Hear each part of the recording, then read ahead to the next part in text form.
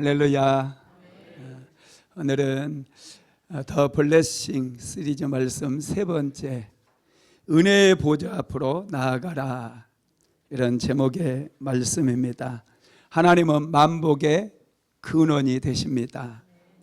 우리는 매일 하나님께서 주시는 은혜를 받아야 됩니다. 은혜 받으면 다 되는 역사가 일어나기 때문에 그렇습니다. 은혜 받으면 세상을 이길 수 있습니다. 세상에는 두 가지의 삶의 방법이 있어요. 첫째는 내 자신의 노력으로 살아가는 거예요.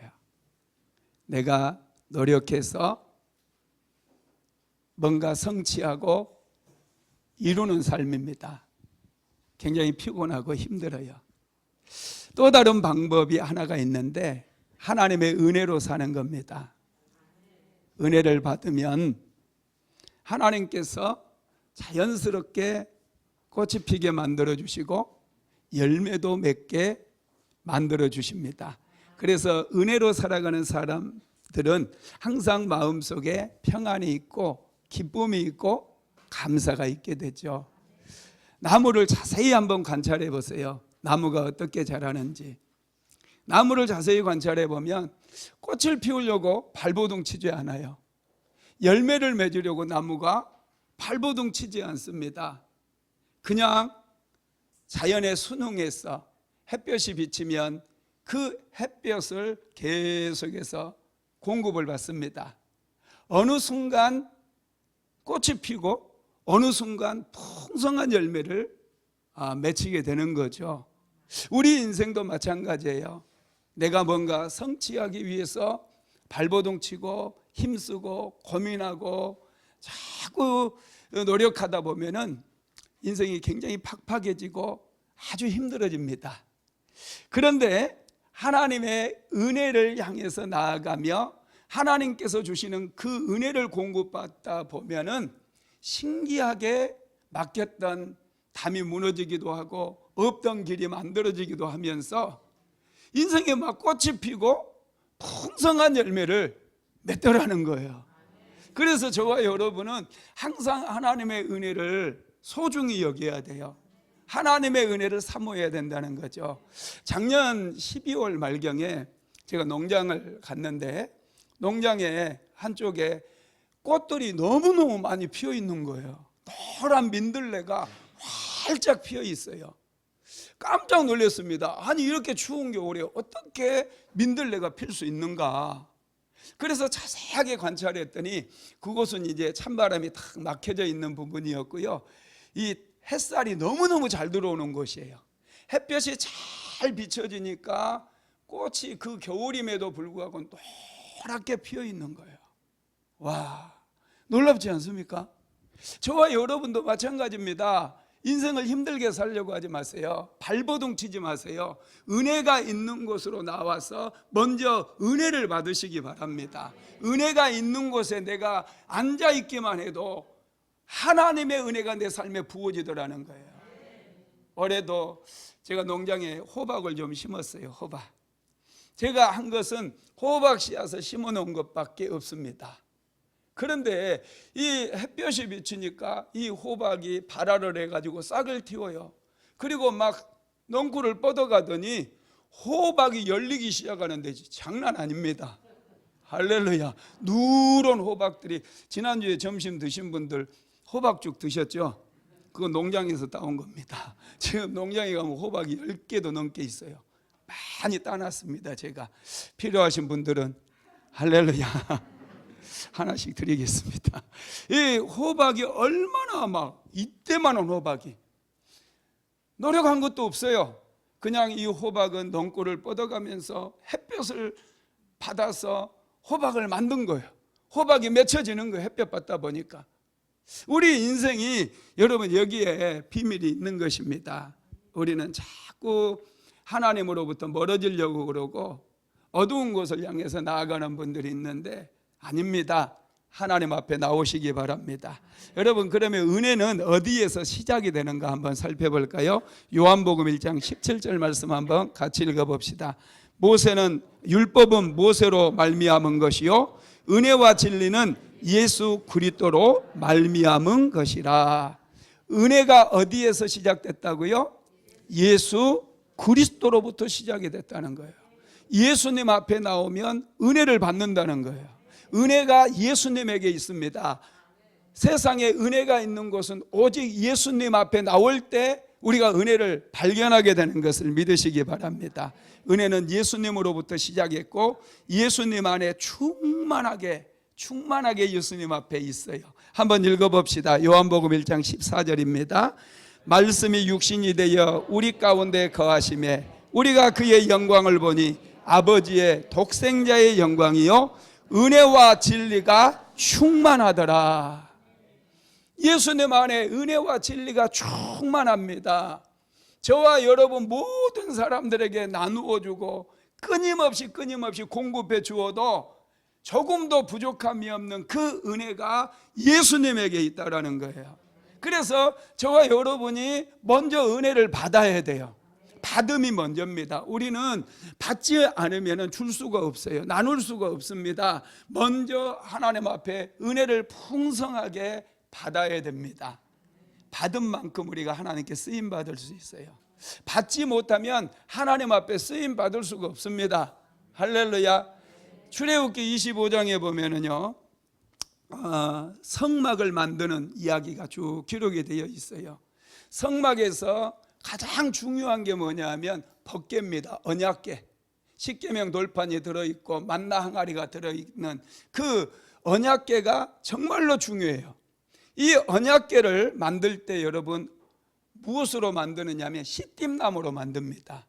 시띠나무는 우리나라로 하면 아카시아 나무와 같아요. 별로 좋은 나무가 아닙니다.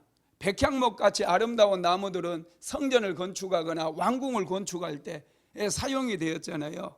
여러분 성전에서나 성막에서 가장 중요한 게 언약궤인데 법궤인데 이 법궤를 만들 때 별로 쓸모도 없고 하찮은 이 이스라엘에서는 불이나 피워야 되는 그런 나무를 가지고 법궤를 만들었다라는 거예요. 그런데 놀라운 사실은 이 조각목을 그냥 사용하는 게 아니라 반드시 이 조각목 위에 금을 입힙니다. 금을 입혀가지고 이 조각목을 엮어서 법궤도 만들고 진설병 여러분 떡상도 만들고 그리고 이 번제단도 만들고 성막의 기명들을 만들었다는 거예요. 하나님께서 저와 여러분들을 사용하실 때도 동일합니다. 우리는 평범한 사람들이에요. 시띠나무와 같이 볼품도 별로 없습니다. 쓸모도 별로 없는 사람들이에요. 그런데 하나님께서 저와 여러분에게 은혜라고 하는 금을 칠해주는 거예요.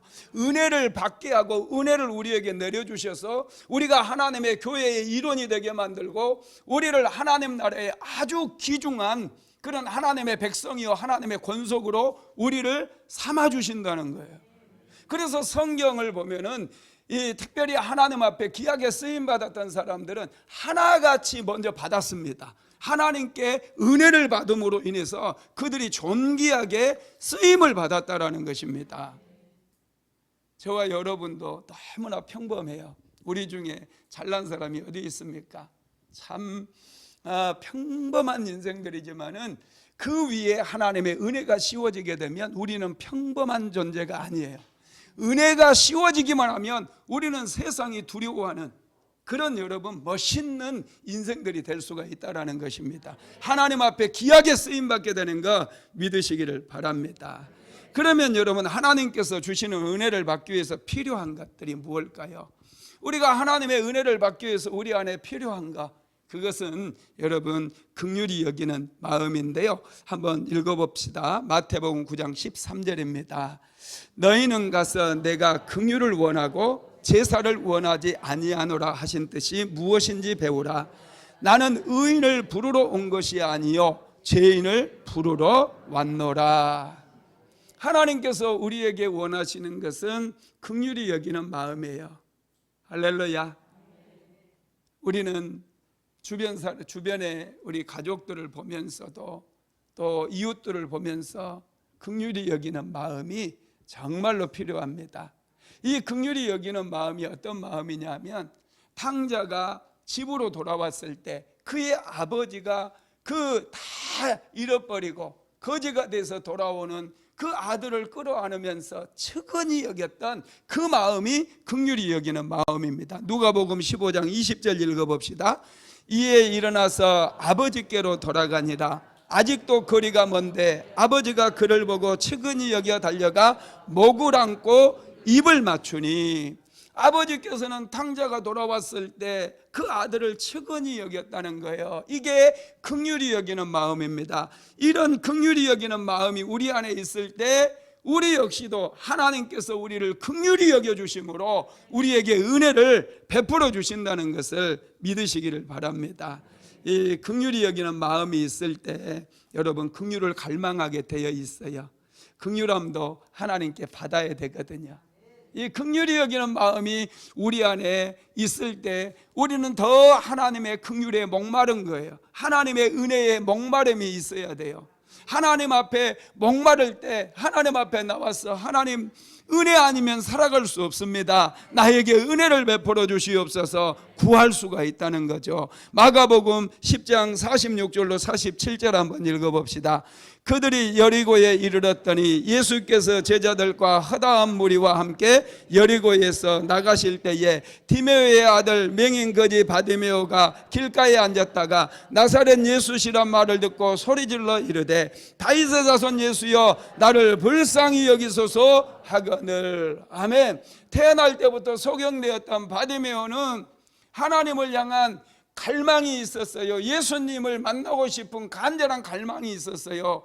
예수님께서 길로 지나가시고 자기를 만나 주시기만 하면 은혜를 베풀어 주심으로 자기가 고침을 받을 거다 생각했기 때문에 그는 누구보다도 예수님에 대한 갈망이 있었다는 거예요. 여러분, 그럴 때 예수님께서 바디메오를 만나 주시고 바디메오의 눈을 고쳐 주셨다는 것을 믿으시기를 바랍니다. 이 긍휼이 임하면 기적이 일어납니다. 하나님의 은혜가 임하는 곳에 기적이 일어나요. 하나님의 은혜가 임하는 곳에 안진병이가 일어나고 오병이의 기적이 일어나고 물이 변하여 포도주가 되어지는 그런 역사들이 일어나게 된다는 것이죠. 그러면 우리는 하나님의 은혜를 받기 위해서 어떻게 해야 될까요? 첫째는 은혜의 보좌 앞으로 나와야 됩니다. 오늘 본문 한번 같이 읽어봅니다. 그러므로 우리는 긍휼하심을 받고 때를 따라 돕는 은혜를 얻기 위하여 은혜의 보좌 앞에 담대히 나아갈 것이니라. 돕는 은혜를 얻기 위해서 우리는 은혜의 보좌 앞으로 나오면 된다는 거예요. 세상 사람들은 뭔가 도움이 필요하고 뭔가 돌파가 필요하고 뭔가 문제를 해결받고 싶을 때 사람을 찾아갑니다. 또 돈을 쫓아가기도 합니다. 권력자들을 찾아가기도 하죠. 심지어는 무당을 찾아가는 분들도 있습니다. 그들에게는 은혜의 보좌가 없기 때문에 그렇게 세상을 찾아가는 거예요. 그러나 우리 그리스도인들에게는 은혜의 보좌가 있습니다. 하나님께서 은혜의 보좌 앞으로 길을 만들어 주셨기 때문에 우리가 은혜 받기 위해서 은혜의 보좌 앞으로 나아가면 되는 것이죠. 여러분, 구약 성도들은 은혜가 필요할 때 어디로 갔습니까? 성막 시대에는 성막으로 나아갔어요. 성전이 지어진 이후로 솔로몬 왕 이후에는 은혜가 필요할 때마다 그들은 성전으로 나아갔습니다. 그런데 그들은 곧바로 은혜의 보좌 앞으로 나갈 수가 없었어요. 왜냐하면 은혜의 보좌는 지성소에 있습니다. 지성소에 은혜의 보좌가 있는데 이 지성소는 아무나 들어갈 수가 없습니다. 1년에 한 번 대속죄일에 대제사장만이 들어갈 수 있는 곳이에요. 대제사장이 1년에 한 번 어린 양의 피를 가지고 가서 피를 속죄소 위에 뿌리고 나서 하나님 앞에 이스라엘 백성들의 죄를 구하고 용서해 달라고 그리고 구하고 은혜를 구하는, 여러분, 그날이 바로 대속죄일입니다. 아무나 은혜의 보좌 앞에 나아갈 수가 없었어요. 그런데 예수님께서 이 땅에 오심으로 영원한 제사를 하나님 앞에 올려드리게 됩니다. 자신이 십자가에 못 박혀 죽으심으로 하나님과 하나님 앞에 화목제물이 되어져서 이제 하나님께로 나아가는 은혜의 보좌로 나아가는 그 길이 열려졌습니다. 이제 예수를 믿는 우리는 누구든지 마음만 먹으면 언제든지 24시간 은혜의 보좌 앞에 나아가서 하나님 앞에 은혜를 구하고 하나님께서 주시는 은혜를 받을 수 있게 된다는 거예요. 이게 여러분 놀라운 일이죠. 자, 히브리서 10장 19절에서 20절 한번 같이 읽어봅시다. 그러므로 형제들아, 우리가 예수의 피를 힘입어 성소에 들어갈 담력을 얻었나니 그 길은 우리를 위하여 휘장 가운데로 열어놓으신 새롭고 산 길이요 휘장은 곧 저의 육체니라. 아멘. 예수님께서 십자가에 못 박혀 죽으실 때 성소와 지성소를 가로막고 있던 휘장이 갈라져 버렸어요. 그래서 이제는 은혜의 보좌 앞으로 나아갈 수 있는 길이 열렸습니다. 누구든지 하나님 앞에 나와서 하나님의 은혜를 구할 수 있게 되었고 하나님의 긍휼을 구할 수 있게 되었어요. 그래서 은혜가 임하게 되고 누구든지 하나님의 은혜를 구하게 되면 그 현장 속에 은혜가 임하게 되어지므로 여러분, 저와 여러분이 은혜의 주인공이 될 수 있고 풍성한 열매를 맺는 그런 인생을 살아갈 수가 있게 되었다는 것을 믿으시기를 바랍니다. 여러분, 그래서 우리는 은혜의 보좌 앞으로 가까이 나아가야 돼요. 우리 인생은 무엇을 소유하고 있느냐보다 누구와 함께 하느냐가 더 중요합니다. 그래서 우리는 은혜의 근원이 되시는 하나님께 더 가까이 나아가야 돼. 이게 정말로 놀라운 축복입니다. 시편 73편 28절 말씀 한번 읽어봅시다. 하나님께 가까이함이 내게 복이라. 내가 주 여호와를 나의 피난처로 삼아 주의 모든 행적을 전파하리라. 아멘. 하나님께 가까이함이 내게 복이라는 거예요. 하나님께 더 가까이 나아가게 되기를 주님의 이름으로 축복합니다. 어떤 분들은 하나님께서 은혜 주시고 축복 주시면 자꾸 하나님으로부터 멀리 떨어지기를 원하고 점점 멀어지는 분들이 있어요. 그러나 우리는 은혜 받을 때일수록 더 하나님께 가까이 나아가야 돼요. 왜냐? 그것이 복이기 때문에 그렇습니다. 하나님을 가까이 함이 내게 복이라 말씀하셨어요. 하나님과의 간격을 좁혀야 돼요. 탕자가 아버지와의 거리가 멀어졌을 때 그에게 찾아온 것은 가난이었고 그에게 찾아온 것은 궁핍이었어요. 실패가 찾아왔어요. 그런데 아버지 집으로 다시 그가 돌아왔을 때 그에는 신분을 회복하기 시작하고 다시 그는 풍족해질 수가 있었다는 사실입니다. 우리는 하나님과의 간격을 자꾸 좁혀 나가야 돼요. 어떻게 해서든지 하나님께 더 가까이 나아가고 매일매일마다 하나님께 나아가서 하나님의 은혜를 구하게 되면은 하나님께서는 반드시 우리의 삶을 축복해 주신다는 것입니다. 이게 열매 맺는 인생의 비결입니다. 그래서 은혜의 보좌 앞에 때를 따라 돕는 은혜를 얻기 위하여 담대히 은혜의 보좌 앞으로 나오라 말씀하고 있어요. 은혜의 보좌 앞에 나올 때는 담대한 마음이 필요한 거예요. 매일매일마다 기도하면 어떻게 보면 시간 낭비 같잖아요. 전혀 그렇지 않아요. 그 시간 내가 나가서 일하는 것보다 하나님 앞에 나와서 기도하게 되면 그 은혜가 더 소중한 겁니다. 지금 당장은 눈에 보이는 것 없고 손에 잡히는 거 없는 것 같아요. 차라리 밖에 나가서 뭐라도 하는 게 나을 것 같아요. 그러나 여러분 그렇지 않습니다. 하나님의 은혜는 때로는 폭풍우처럼 몰아치기도 하고 하나님의 은혜는 강렬한 바람처럼 불기도 하지만은 때때로 하나님의 은혜는 가랑비처럼 임한다는 거예요. 내가 예배 한 번 드려도 별로 변화되는 거 없는 것 같고 예배를 열심히 다해서 헌신하고 열심히 다해서 봉사하는 것 같은데 별로 하나님의 은혜가 없는 것 같아도 여러분 매일마다 은혜의 전에 나와서 기도하고 하나님 나라를 위해서 기도하면서 우리가 살아가다 보면은 가랑비에 옷이 젖어버립니다. 어느 순간 여러분 우리가 이 물을 짜내야 될 정도 충분한 은혜를 받아가지고 이제는 여러분 한꺼번에 봇물이 터지듯이 터져나가는 역사들이 일어나게 되는 거예요. 믿으시기 바랍니다. 여러분 은혜를 사모하게 되기를 주님의 이름으로 축복합니다. 은혜도 받을 때가 있습니다. 지금은 은혜 받을 만한 때요 구원의 날이라고 말씀하셨어요. 지금이 은혜 받을 때예요. 더 늦지 않게 은혜를 더 갈망하시기 바랍니다. 소경 바디메오는 예수님께서 여리고로 오셨다는 말을 듣자마자 그 기회를 붙잡기 위해서 다윗의 자손 예수여 나를 불쌍히 여겨달라고 그는 외치기 시작했어요.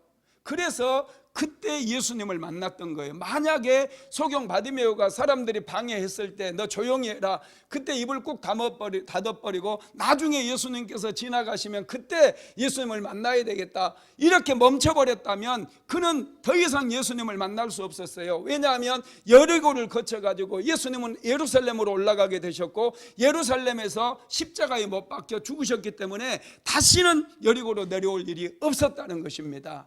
은혜 받을 때가 있다라는 거예요. 저와 여러분은 이 은혜 받을 만한 때, 얼마나 좋은 때입니까? 여러분 경제적으로 어려움이 찾아왔습니까?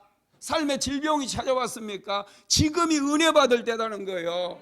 고통이 찾아오는 이 현장 속에서 내가 하나님의 이름을 불러야 되겠다, 내가 하나님의 은혜의 보좌 앞에 나아가야 되겠다, 어떻게 해서든지 하나님과의 간격을 좁혀나가겠다, 내가 하나님을 가까이 하겠다 결단을 하시고 하나님께 기도하다 보면 하늘의 문도 열려지고 질병도 고침을 받게 되고 가난도 치유되어지는 놀라운 역사가 일어나게 된다는 거예요. 여러분, 이게 영적인 비밀인 것이죠. 그래서 은혜를 우리는 사모해야 되는 거예요. 기회는 늘 있는 것이 아닙니다. 바디메오는 은혜가 있을 때 은혜를 붙잡았어요. 그런데 바디메오가 은혜를 붙잡으려고 할 때 방해하는 세력이 있었다는 거예요. 마귀는요, 어떻게 해서든지 우리가 은혜 받지 못하게 하고 원망하고 불평하게 만들어요. 제가 지난주에도 말씀드렸잖아요. 원망하는 언어는 부패한 언어예요. 원망하다 보면 내 인생이 다 상해버려요, 부패해버려요, 썩어버려요, 골마버려요. 원망과 비평과 불평은 완전히 다 버리시기를 바랍니다. 원망하면 안 돼요. 그런 상황 속에 원망할 수밖에 없고 남의 탓할 수밖에 없는 그런 상황 속에서 오히려 하나님 앞에 나아가서 하나님 나에게 은혜 받을 기회를 주시니 감사합니다. 이 고난을 통해서 내가 반드시 살아계신 하나님을 만나고 살아계신 하나님의 기적을 경험하고 하나님이 살아계심을 내가 체험하겠나이다. 그렇게 고백하게 된다면 우린 그 현장 속에서 살아계신 하나님을 만나게 될 수 있어요.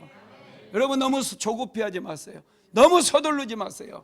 하나님의 은혜를 매주마다 나와서 하나님께서 주시는 그 은혜를 받아 누리시기를 바랍니다. 그럴 때 역사가 일어나는 거예요. 은혜가 필요할 때는요, 길을 가면서도 기도하세요. 집에서도 세수하면서도 잠을 자면서도 계속 기도해 보세요. 제가 정말로 힘들 때 밤에 자면서 그렇게 기도를 많이 했어요. 우리 사모가 일어나서 하는 얘기가 있어요. 목사님, 자면서도 어떻게 기도하십니까? 그래요. 성령님 보시옵소서. 자면서 제가 계속 그렇게 자는 거예요. 한두 번이 아니에요. 한두 번이. 정말로 인생이 힘들고 어려울 때는 그렇게 자면서까지 기도를 해야 된다는, 하나님의 은혜를 구하라는 거예요. 성령님 오시옵소서. 나를 만져주시옵소서. 나를 불쌍히 여겨주시옵소서. 나의 삶에 은혜를 베풀어 주시옵소서. 그런데 마귀는 자꾸 우리 은혜 까먹으려고요, 자꾸 방해를 해요. 그냥 푹 찌르면서 원망하게 만들고 불평하게 만들어요. 남의 탓하게 만들어요. 입 다무세요. 여러분, 그럴 때 원망하면 안 돼요. 불평하면 안 돼요. 오히려 하나님, 내가 하나님을 만나야 될 때에 이 마귀가 방해하는데 하나님 나에게 은혜를 달라고 기도해야 된다는 거예요. 여러분, 이 바디메오가 예수님의 이름을 부를 때 사람들이 막 방해하잖아요. 조용히 하라고 그러잖아요. 한번 읽어볼까요? 마가복음 10장 48절 말씀 같이 읽어봅시다. 많은 사람이 꾸짖어 잠잠하라 하되 그가 더욱 소리질러 이르되 다윗의 자손이여 나를 불쌍히 여기소서 하는지라. 아멘. 많은 사람이 꾸짖어 잠잠하라고 했어요. 그런데 이런 방해를 뚫고 바디메오는 예수님을 만나게 되는데, 그렇게 했던 이유가 뭡니까? 사람들이 조용히 하라고 방해하고 멈추라고 그래도 바디메오는 멈추지 않았어요. 오히려 더욱 크게 소리를 질렀다는 거예요. 더욱 크게 소리를 질러서 다윗의 자손 예수여 나를 불쌍히 여기소서, 그렇게 구했다는 거예요. 그래서 그는 기회를 붙잡을 수 있었고 은혜를 받을 수가 있었다는 것입니다. 방해할 때, 방해를 받을 때 더 크게, 할렐루야, 하루에 2번 하던 기도 3번씩 4번씩 하나님께 기도하시기 바랍니다. 그래야 승리할 수 있어요. 두 번째로 적극적으로 구해야 됩니다. 하나님의 은혜를 받기 위해서는 적극적으로 구해야 돼요. 시편 105편 4절 읽어봅니다. 여호와와 그의 능력을 구할지어다. 그의 얼굴을 항상 구할지어다. 하나님께서는 우리가 구하기를 원하셔요. 필요한 게 뭡니까? 하나님께 구하시기를 바랍니다. 능력이 필요합니까? 여호와와 그의 능력을 구할지어다 말씀하셨어요. 지혜가 필요하십니까? 지혜를 구하시기 바랍니다. 우리는 구해야 돼요. 은혜를 자꾸 구해야 돼요. 구하지 않으면 원망이 나오고 불평이 나와요. 마귀에게 붙잡히게 되어져요.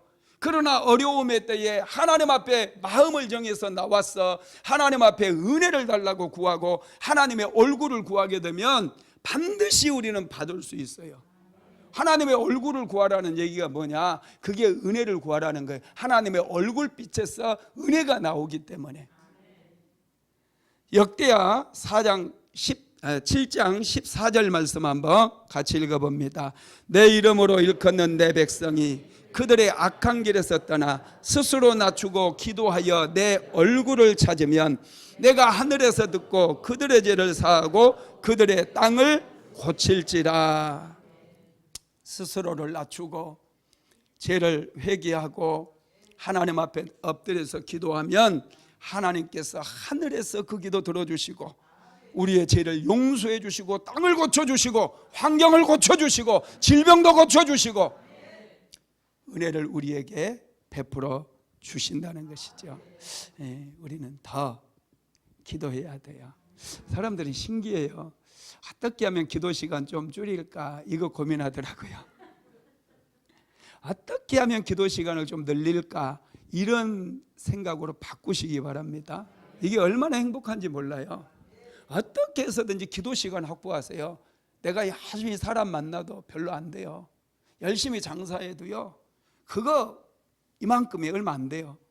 어떻게 해서든지 기도 시간을 좀 늘리고 기도 시간을 확보하고 그래서 하나님 앞에 1시간이라도 좀 더 보이기 시작하면은 여러분 이게 강력한 능력이에요.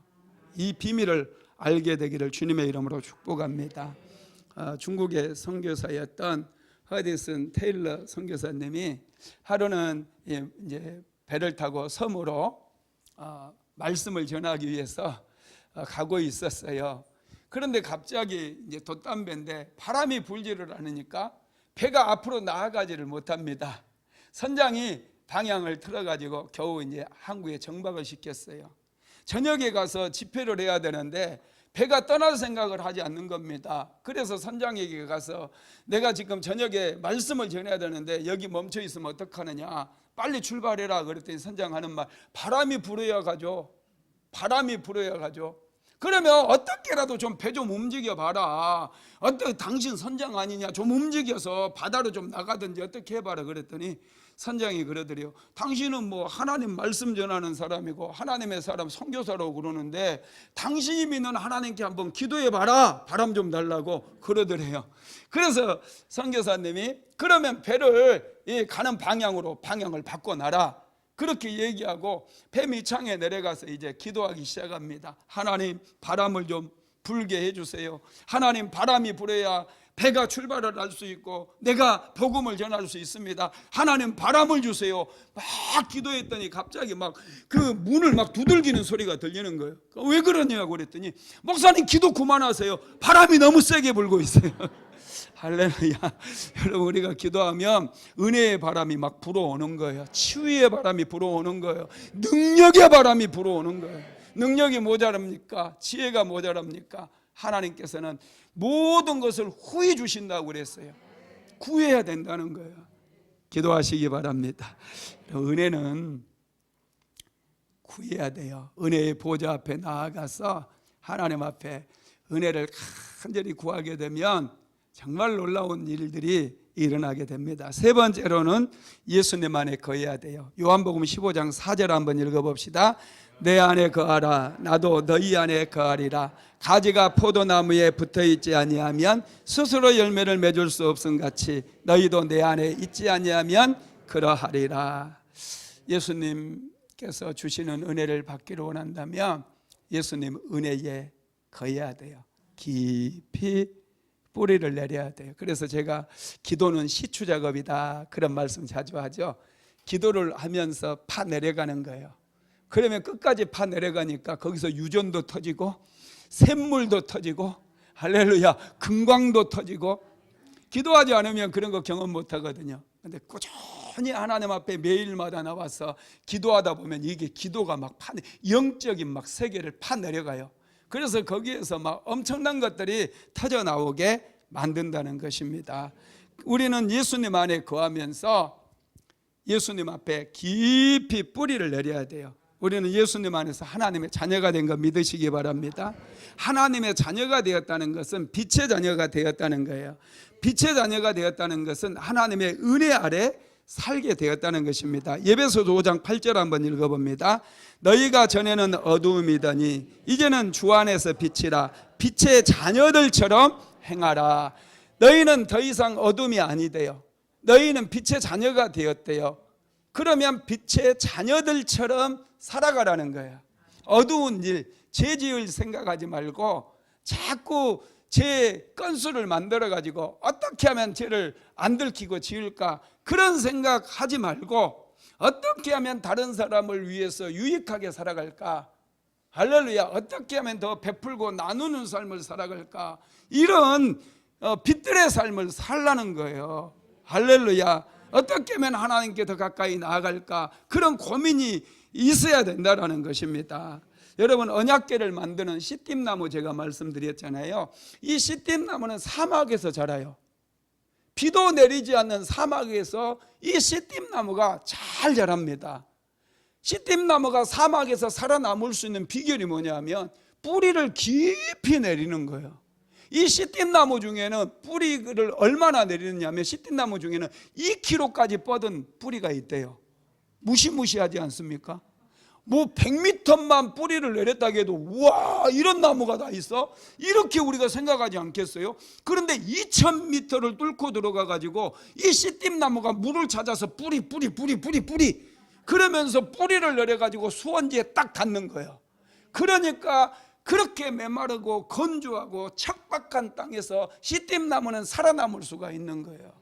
저와 여러분도 마찬가지입니다. 은혜를 찾아서 깊이 뿌리를 내려야 돼요. 영적인 뿌리를, 영적인 수원지에, 하나님의 은혜의 근원에 우리의 뿌리가 내려가야 돼요.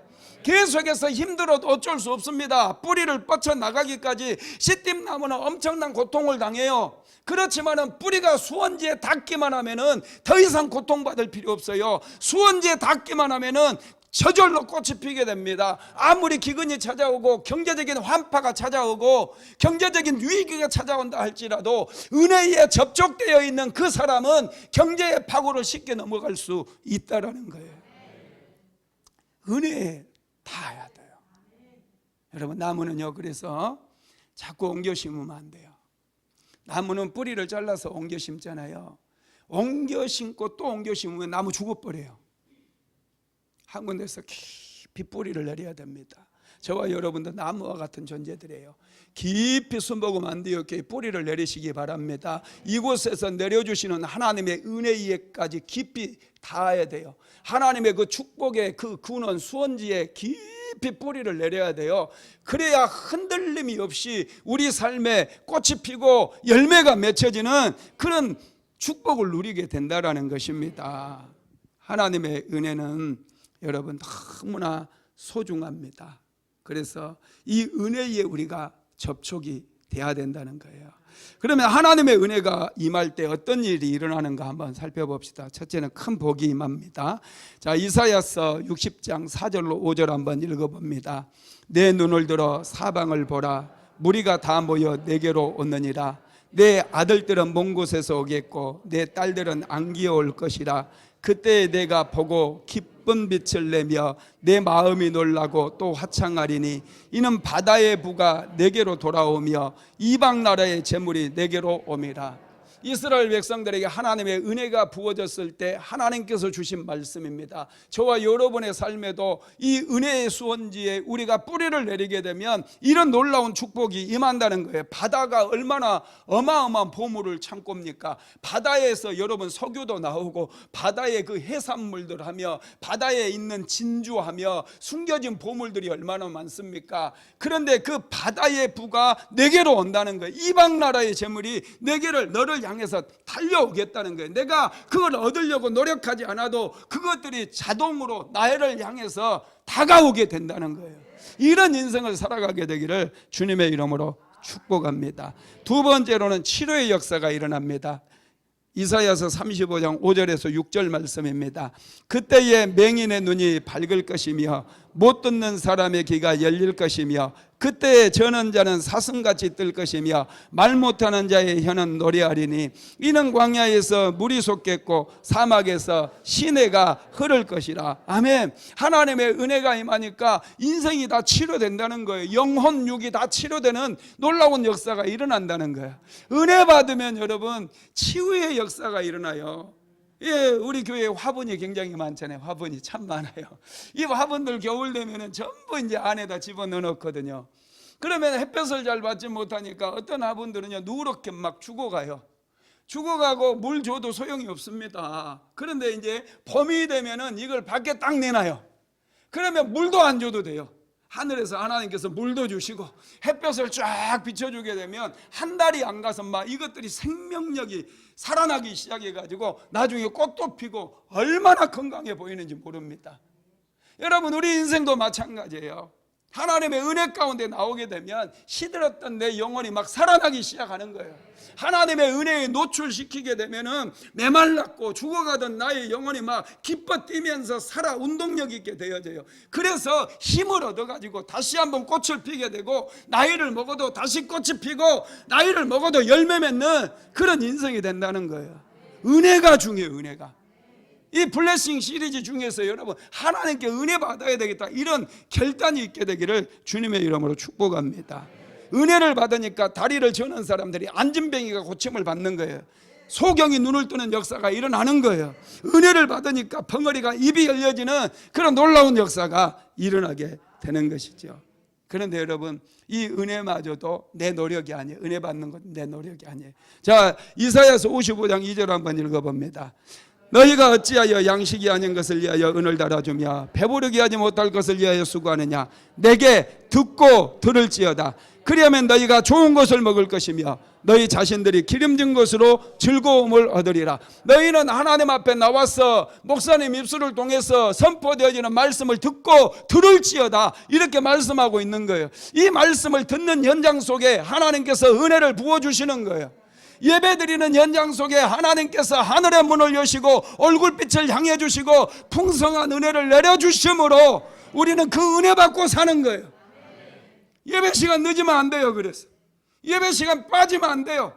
어떤 일이 있어도 예배는 생명처럼 지켜야 돼요. 비대면 예배도 이제 그치시고 각자 성전에 나아가서 하나님께 예배하십시오. 은혜 받아야 살아나는 역사가 일어나요. 할렐루야. 은혜 받으면 삽니다. 은혜가 중요해요. 은혜 받아야 생명력이 왕성해져 가지고 여러분 비리비리한 인생이 아니라 꽃도 피고 열매도 맺는 그런 인생을 살아가게 되는 거죠. 세 번째로는 큰 길이 열린다고 그랬어요. 자, 이사야서 35장 8절 말씀입니다. 거기에 대로가 있어 그 길을 거룩한 길이라 일컫는 바 되리니 깨끗하지 못한 자는 지나가지 못하겠고 오직 구속함을 입은 자들을 위하여 있게 될 것이라. 아멘. 은혜 받은 현장, 구속받은 하나님의 백성들이 나아가는 현장 속에 하나님께서 큰 길을 열어주신대요. 대로가 있다는 거예요. 은혜가 임하는 곳에 큰 길이 만들어져요. 경제적으로 지금 예측을 하는 걸 보면 굉장히 어렵습니다. 올 말과 내년 초에 심각한 여러분 경제적인 위기가 찾아오겠다고 많은 경제 전문가들이 얘기하고 있어요. 저도 거기에 동의합니다. 지금은 문제가 별로 안 돼요. 환율이 올라가지고 어려움을 겪는 분들이 있겠지만은 지금보다 더 큰 고난, 더 큰 이 경제적인 위기가 우리 앞을 가로막고 있어요. 이럴 때 우리 믿음의 백성들은 빨리빨리 알고 위기를 대비해서 기도하고 물질도 저축하고 여러분 준비를 해야 된다는 거예요. 내년 봄 되면은 여러분 이게 상당히 더 어려워질 수 있어요. 이런 때에 미래서 깨어서 하나님 앞에 기도하고 하나님 앞에 구하고 은혜를 구해서 이 어려움들을 우리가 이 어려움의 때에 하나님께서 열어주시는 이 대로를 발견할 수 있어야 돼요. 어려울 때 하나님께서 오히려 더 큰 길을 만들어 주시고 우리 믿음의 백성들은 오히려 어려움을 통해서 더 잘되고 더 축복받는 역사가 일어나게 해주십니다. 경제적인 위기가 찾아올 때 하나님께서는 경제를 흔들어요. 세계 경제를 흔들어 가지고 믿음의 백성들에게 그 물질을 모아주시기 시작해요. 그 물질로 선교하고 하나님의 나라 확장시켜 나가라고 반드시 이런 기회를 주신다는 거예요. 이런 때 여러분 하나님 앞에 은혜 받고 감동받고 제대로 된 준비하시게 되기를 주님의 이름으로 축복합니다. 말씀을 마무리하겠습니다. 하나님의 은혜가 임할 때 아름다운 열매가 맺혀집니다. 하나님의 은혜를 사모하시기 바랍니다. 하나님의 은혜가 아니면 우리는 살아갈 수가 없어요. 하나님의 은혜는 가랑비와 같이 임할 때도 있습니다. 그럼에도 불구하고 내가 예배드렸는데 아무 일이 일어나지 않는 것 같고 답답하고 여전히 내 몸이 아프고 여전히 나는 가난 때문에 어렵다 할지라도 실망하지 마십시오. 하나님께서 계속해서 우리에게 은혜를 내려주고 있다라는 사실을 믿으시기 바랍니다. 실망하지 않고 매일매일마다 하나님 앞에 나아가 엎드려서 기도하고 구하다 보면 어느 날 번물처럼 터지는 역사가 일어납니다. 할렐루야. 그 은혜를 꿈꾸고 그 은혜를 사모하면서 날마다 하나님의 이름을 부르는 저와 여러분 되시기를 주님의 이름으로 축원합니다. 우리